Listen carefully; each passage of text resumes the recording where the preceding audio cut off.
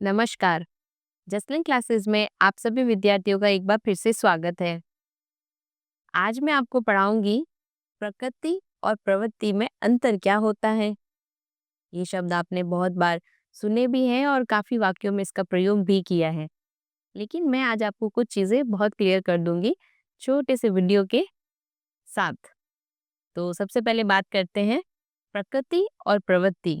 ये दोनों जो हैं शब्द हिंदी भाषा में बहुत सारे अर्थों के साथ प्रयोग किए जाते हैं। प्रकृति जो हमारे चारों तरफ संसार में निर्मित चीजें हैं, वो प्रकृति की ही देन है, जबकि मानव निर्मित कुछ कार्य है जो प्रवृत्ति के अंतर्गत आते हैं।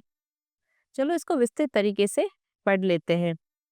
तो बिना समय बर्बाद किए हम बात करते हैं प्रकृति और प्रवृत्ति में अंतर क्या होता है। हमेशा की तरह हम सबसे पहले बात करते हैं शब्द के टुकड़े के साथ।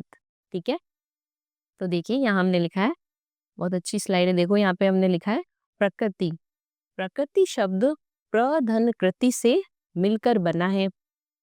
ये प्र और कृति को अलग अलग किया है, जिसका अर्थ है स्वभाव या स्वरूप, नेचर से जुड़ी चीजें। ठीक है, तो स्वभाव और स्वरूप। वहीं प्रवृत्ति शब्द प्रधन वृत्ति से मिलकर बना है, जिसका भी एक अर्थ है। और क्या अर्थ है? क्रिया या गतिविधि। ठीक है, ये हो गया प्रकृति और प्रवृत्ति का टुकड़ा।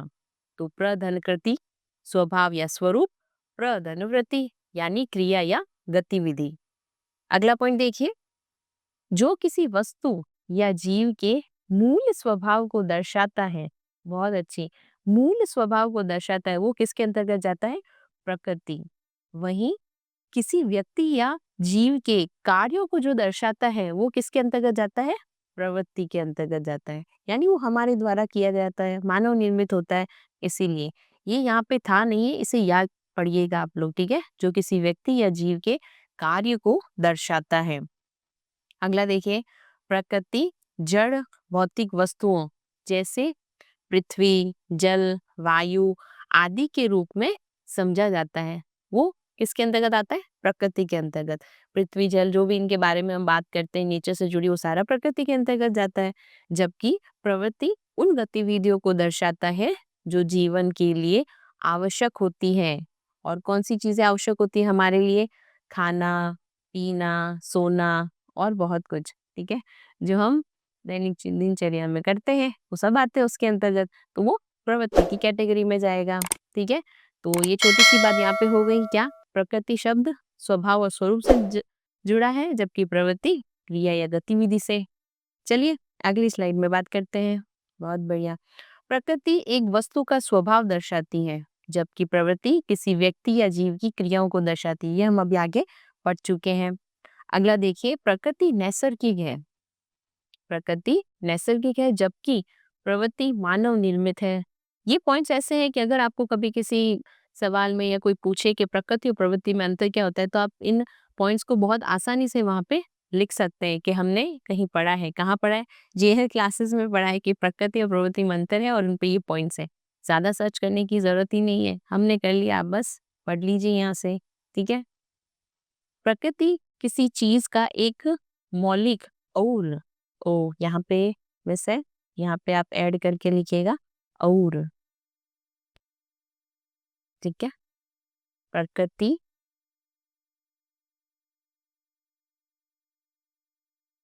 प्रकृति किसी चीज का एक मौलिक और अपरिवर्तनीय पहलू है। बिल्कुल है। जबकि प्रवृत्ति एक निश्चित व्यवहार या परिणाम के प्रति संभावना या स्वभाव है, जो बाहरी कारकों से प्रभावित हो सकती है। कारकों से प्रभावित हो सकती है, तो वो क्या होती है? प्रवृत्ति होती है। ठीक है, तो नैसर्गिक है प्रकृति और मानव निर्मित है प्रवृत्ति। अगला देखिए, ओहो यहाँ पे भी देखिए, यहाँ पे गुण से नहीं, जो लिखिएगा यहाँ पे। ठीक है, पहले आप लिखिएगा जो। जो गुण धर्म जन्म के साथ, नीचे में है ना कि कुछ चीजें हमको भगवान से गॉड गिफ्टेड मिलती ही है, तो कुछ चीजें हमको प्रकृति से दी हुई ही मिलती है। तो यहाँ पे आप याद रखने का साथ। ठीक है, होप सो अच्छे से लिखा है हमने, आपको समझ में आ जाएगा। ठीक है, जो गुण धर्म जन्म के साथ, यहाँ पे ठीक है, जन्म के साथ उपस्थित होता है वो प्रकृति कहा जाएगा। ऑब्वियस है, जो नीचे से हमारे साथ जुड़ा हुआ जन्म से हो तो वो प्रकृति के अंतर्गत जाएगा। अब उसमें हम बदलाव करेंगे तभी तो वो प्रवृत्ति में आएगा ना। तो जो स्वभाव जन्म के बाद अर्जित किया जाता है वो प्रवृत्ति होता है। जो जन्म से जुड़ा हो वो प्रकृति, और हाँ, जो हम सीख कर उसको करते हैं वो प्रवृत्ति। ठीक है, ये देखिए लिखा भी हमने, प्रकृति ईश्वर प्रदत्त है जबकि प्रवृत्ति प्रारब्धवश होती है। बहुत अच्छा है, एक ही लाइन से समझ आ गया, ईश्वर प्रदत्त है और ये प्रारब्धवश होती है। देखिए जैसे हम एक उदाहरण दे देते हैं, जैसे एक पेड़ जो वन में उगता है उसकी उत्पत्ति प्रकृति से होती है, जबकि उस पेड़ की बढ़त और उसके विकास में प्रवृत्ति की जो शक्ति की भूमिका होती है वो कौन करता है? हम लोग करते हैं। अगर हम उन्हें पेड़ लग चुका है और अगर हम उसमें पानी दें, उसका केयर करें तो वो बड़ा होगा, तो वो हमारी प्रवृत्ति के अंतर्गत आएगा। नेचर ने तो हमें सिखा दिया कि ऐसे-ऐसे बड़ा करना होता है, पर करने वाले तो हम ही होंगे ना, तो कर सकते हैं। इसी बहाने एक पेड़ याद आया तो एक-एक पौधा आप लोग भी लगाइएगा, उसको बड़ा कीजिएगा, जो हमारे लिए भी अच्छा है। ठीक है? तो ये एक उदाहरण हो गया। ये बात की हमने अभी तक प्रकृति और प्रवृत्ति के बारे में। चलिए कुछ उदाहरण से देखते हैं, और भी अच्छे से समझ आएगा। देखिए, प्रकृति के अंतर्गत हम ये लिख सकते हैं वह क्रोधी और दंभी है। हम किसी के बारे में बोल सकते हैं वह क्रोधी और दंभी है, तो ये उसका नेचर है, बिल्कुल है, ये उसका नेचर है। जबकि वह लोगों की सदा सहायता करता रहता है, ये उसकी प्रवृत्ति है, हेल्प करना और लोगों की सहायता करना, वो उसकी प्रवृत्ति के अंदर आएगा ना। वो तो क्रोधी है, लेकिन दूसरा कोई है वो क्या कर रहा है, उस किसी न किसी की सहायता कर रहा है, तो वो उसके अंतर्गत जाएगा, यानी प्रवृत्ति के अंतर्गत जाएगा। देखिए 2-3 उदाहरण और देख लेते हैं। बहुत अच्छे, ये देखिए यहाँ लिखा है, नाग काला होता है। हाँ, बिल्कुल, हम सबको पता है नाग काला ही होता है। महादेव जी का समझ लो सबको ही पता है नाग क्या होता है, काला होता है। देखिए जबकि उसमें वह देखो जब जीवों को सताता है, वह जब देखो तब जीवों को सताता है।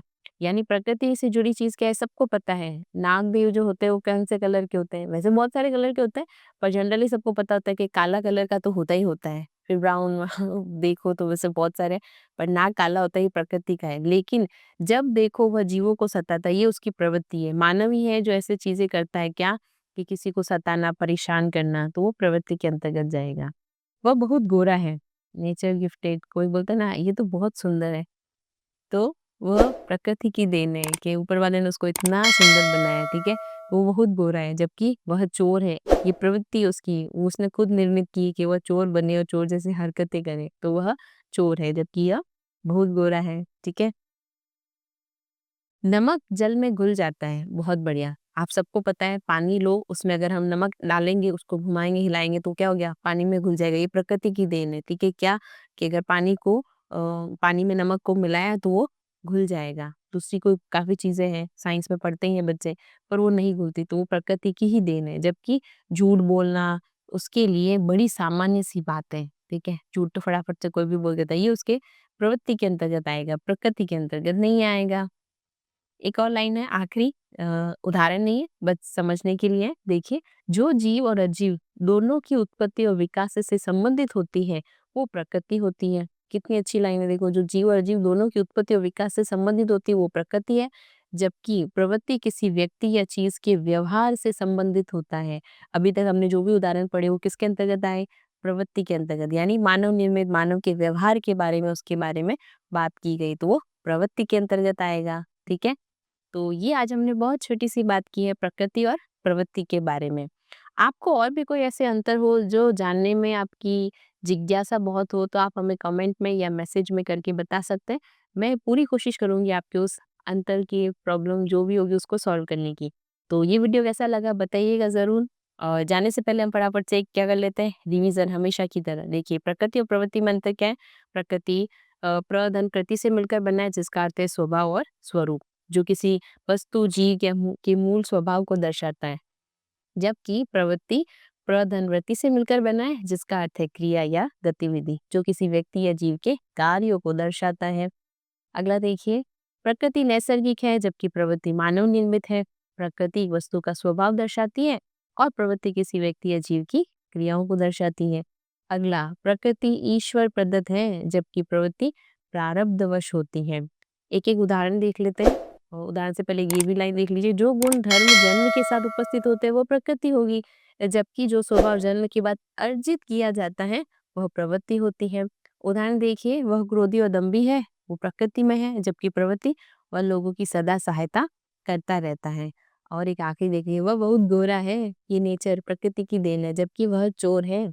नमक जल में घुल जाता है, जबकि झूठ बोलना उसके लिए बड़ी सामान्य सी बात है। ठीक है, ये थी प्रकृति और प्रवृत्ति के बारे में कुछ छोटी सी इंफॉर्मेशन। कैसे लगा ये वीडियो बताइएगा जरूर। तब तक के लिए मस्त रहिए, स्वस्थ रहिए और हमेशा मुस्कुराते रहिए। जय श्री कृष्णा, जय श्री राम।